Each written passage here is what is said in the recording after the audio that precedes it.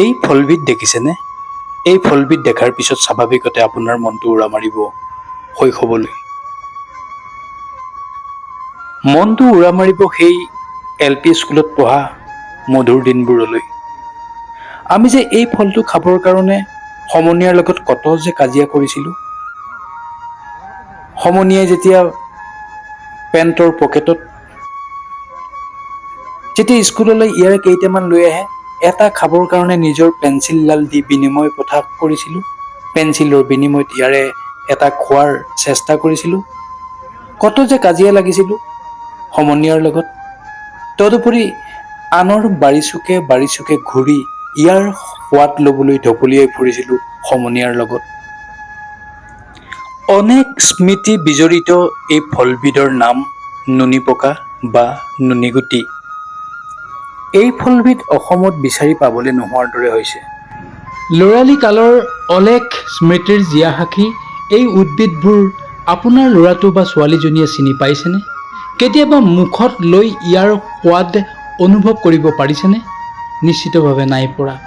কাৰণ এইবোৰক লৈ এটা সময় আমি কিমান যে ব্যস্ত আছিলোঁ। কিন্তু আজি প্ৰজন্মই ইয়াৰ সোৱাদ, ইয়াৰ গুণাগুণ একোৱেই উপলব্ধি কৰিব পৰা নাই।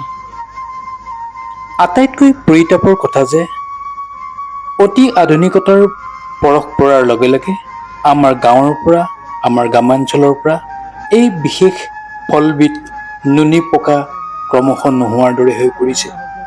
ইয়াৰ সমান্তৰালকৈ ইয়াৰ উপকাৰিতা, ইয়াৰ সোৱাদ সম্পৰ্কে অজ্ঞ হৈ আছে আজিৰ নৱপ্ৰজন্ম। য'তে ত'তে নুনী গছৰে পৰিপূৰ্ণ এই অসমখনত এতিয়া নুনী গছ দেখিবলৈ নাই। সেয়াৰ কাৰণেই হওক বা আন কাৰণেই হওক, আজিৰ নৱপ্ৰজন্মই চিনি নাপায় এই নুনী পকা, নাজানে ইয়াৰ সোৱাদ কেনেকুৱা।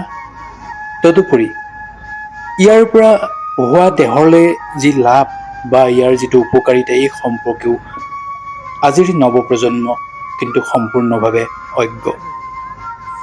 বিভিন্ন ভিটামিন, মিনাৰেল, কেলছিয়ামৰে পৰিপূৰ্ণ এই নুনী পকা বৰ্তমান আচলতে যিটো নোহোৱাৰ দৰে অৱস্থা হৈছে গ্ৰামাঞ্চলত, সেয়েহে আমি ইয়াক সংৰক্ষণ কৰা নিতান্তই দৰকাৰ।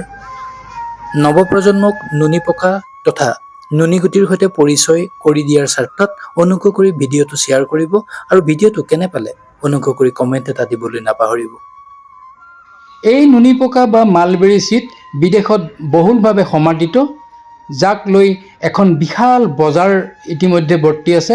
তাৰ সন্দৰ্ভতো আপোনালোকক পৰৱৰ্তী সময়ত সবিশেষ তথ্য দিবলৈ যত্ন কৰিম।